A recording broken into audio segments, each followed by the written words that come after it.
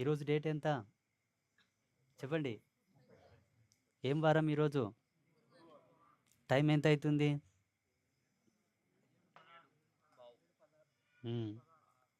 ఇది మీకు తెలిసినటువంటి సమాచార కేంద్రం కదా. ఈరోజు అద్భుతమైనటువంటి దినం. ఈరోజు గోపాష్టమి. కాలగణన గణితం ప్రకారంగా, పంచాంగం ప్రకారంగా ఈరోజు గోపాష్టమి. గోపాష్టమి అంటే చాలా గొప్ప దినం. ఈరోజు విశేషంగా గోమాతను దర్శనం చేసుకున్న, గోమాతను పూజించిన, గోమాతను తాకినా, దండం పెట్టుకున్న 7 జన్మల పాపాలు పోతాయి. మా స్వాములు ఏమన్నారంటే, ముందే వీడియో రికార్డ్ చేసి పంపిస్తే చూసినోళ్ళు కనీసం ఆ పుణ్యమన్నా గడించుకుంటారు కదా అని మొన్న చెప్పిరి. నేనంటే ఆవులను దక్కనిస్తలేరప్ప ఎకతక్కైతే. ఆవులను దక్కనిస్తలేరు ఎకతకైతే ఆవులని పిసికి పడేస్తారు, వద్దులే అని చెప్తి.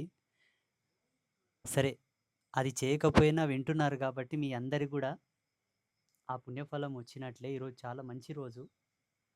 ఈ పవిత్రమైన రోజు ఇటువంటి పవిత్రమైన స్థలంలో ఉండడం, ఈ దినం యొక్క గొప్పతనాన్ని నాతో మీరు వినడం వల్ల ఈ గోపాష్టమి మహత్యం మీ అందరికీ చేరింది.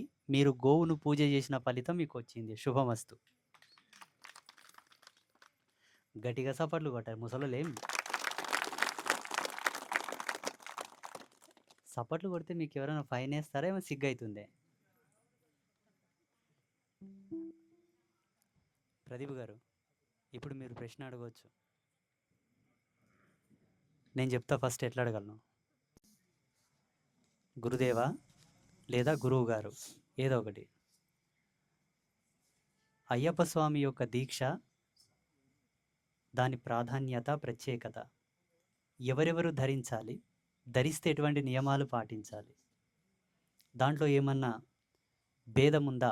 ఫలానా వాళ్ళే ధరించాలి, ఫలానా వాళ్ళు ధరించకూడదు.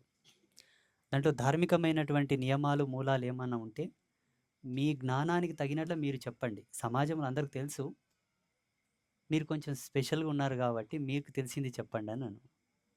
బాగుంటుంది మసాలా. శ్రీమాత్రే నమః, శ్రీ గురుభ్యో నమః. గురువుగారు, ప్రస్తుతం అందరూ అయ్యప్ప దీక్షలు ఇస్తున్నారు కదా, దాని విశిష్టత గురించి, ఎప్పుడు వేయాలి, ఎవరు వేయాలి, దాని ప్రాముఖ్యత గురించి మీరు ఫస్ట్ చెప్పింది కంటిన్యూ ఉందా? ఆ, నో, అదొకటి ఆఫ్ చేసి మళ్ళీ కొత్తగా అంచి.